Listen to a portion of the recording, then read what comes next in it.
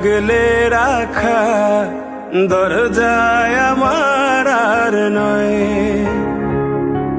চেনা গলি ছাড়তে যে আজ লাগছে ভীষণ ভয়। খুব করে আগলে রাখা দরজায় আমার আর নয়। চেনা গলি ছাড়তে যে আজ লাগছে ভীষণ ভয়। কথা ছিল না হবে এমন, তবু কেন এমন যে হয়।